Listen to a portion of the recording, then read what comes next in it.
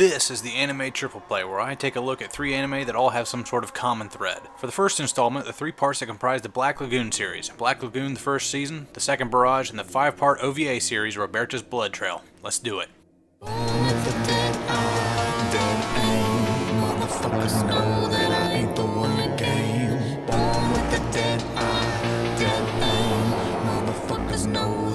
Black Lagoon first saw the light of day as a manga released in 2002. The series went on hiatus in 2010, but was brought back in the spring of this year, so what better time to do a retroactive 3-part review, am I right? The anime debuted in spring season of 2006, and the story starts off with our main character, a painfully bland salaryman named Rokuro Okajima, referred to simply as Rock for the duration of the show's run, being abducted while on a business trip by the Lagoon Company, a group of mercenary pirates operating in the South Pacific. When Rock's corporate office finds out about this, they leave him for dead, and he takes the opportunity to chunk his old life away and throw in with the Lagoon Company in possibly the cuckiest, most passive-aggressive way imaginable. Whiz-bang shooty fun ensues. The Lagoon Company consists of Revi, the hot-headed Chinese-American gunslinger, Dutch, the cool, calm, and collected African-American Vietnam veteran who acts as a CEO of the outfit, Benny, a Jewish American from Florida who's essentially the brains of the operation and seems eerily at peace with all the carnage and killing going on all the time, and the ever-trusty Black Lagoon, the team's World War II-era torpedo boat that is not only their home away from home, but their biggest weapon and asset. Also, with so many Americans in this cast, it should come as no surprise that there is a dub, and it is absolutely superb. Normally, I wouldn't spend too much time trying to talk about a dub because it's kind of take it or leave it with most people, but this one's so good, I think it's honestly one of those dubs that I think you're missing out on something if you don't watch it. It's one of only maybe half a dozen shows I would ever say that about. Oddly enough, most of the cast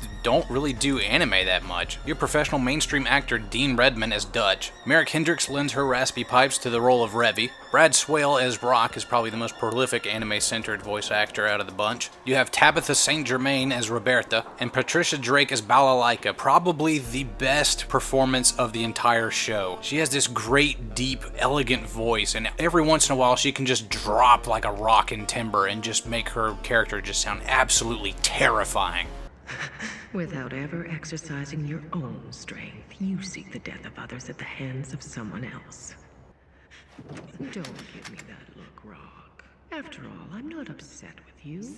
Of all the people I know, I just never thought I'd hear those words coming from you. I'm amused.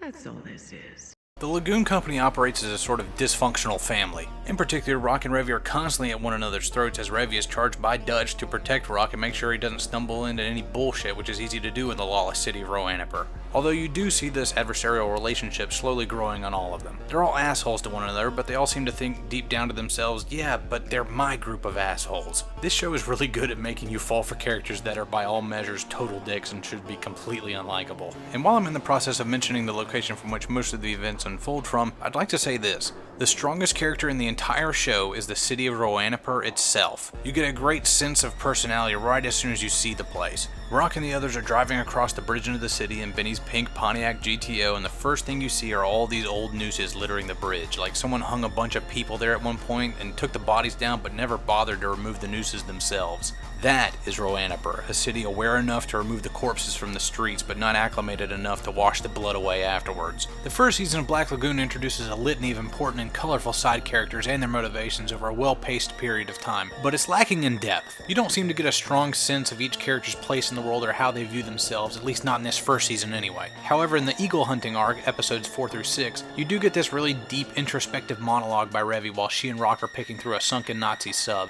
as well as another great piece of prose in a flashback where the original Kriegsmarine officer questions the whole point of the war with a radical SS officer. These 2 moments were possibly the strongest of the entire first season, and there's even more moments like this in the Second Barrage and Roberta's Blood Trail, but that's not what most people praise this show for. Most people seem to ignore the philosophical and existential aspect of the show in favor of all the shooty fun stuff and gun porn, and don't get me wrong, there's good reason to. It's all top notch. But to see this show written off as the aforementioned whiz-bang shooty fun is doing it a massive disservice. The first season starts to wind down with the Made to Kill arc, and in this one you may need to brush up on your geopolitics a bit. We start getting into South American politics, the many drug wars going on there, and even the communist group FARC gets involved at one point. Now me, I fucking love this shit. Geopolitics is my bread and butter. I keep up with it and I know all of the history, but the show has a tendency to exposition dump a history lesson every once in a while to set up the backstory for a new arc. This can turn some people off, but it's right up my alley and I can't get enough of it. In the Second Barrage, all the shortcomings of Black Lagoon that I mentioned before fall by the wayside. You get a lot of background into the different factions as well as a strong opening arc with the vampire twins and the Russian crime syndicate Hotel Moscow. This is where this show gets really dark in some places, and it's far from the last time you'll get a taste of it in the series. There's an episodic mid-season fuckery going on after that, but once we hit the Fujiyama Gangsta Paradise arc, we're not hitting the ground at any point afterwards. At this point, we start to see Rock go down a disturbing path where he doesn't seem to be trying to fix these problems he sees in the events unfolding before him, but just trying to exert some sort of control over them, almost like he just wants the power to manipulate things at his will.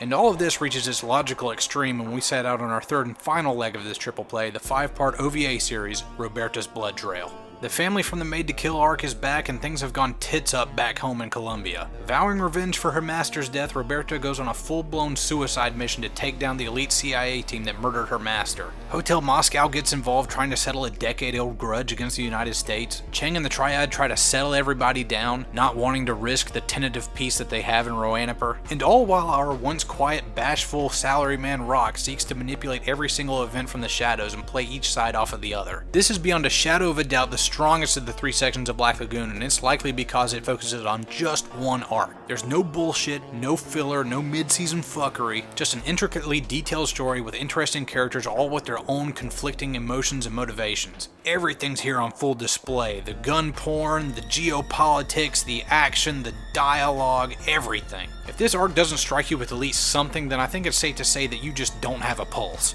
Ultimately, looking at Black Lagoon as a whole, I would have to say that everybody needs to give it a shot. Yeah, it's kind of niche with its crime drama, action-oriented story, filthy language, gun porn, and dark, ominous existential philosophy flying around, but it has so many different facets to it that I think most viewers will find at least something there that they like or outright love. I might even go so far as to call it a cult classic, and with the manga now ongoing again, hopefully we haven't seen the last of this brilliant series that holds nothing back.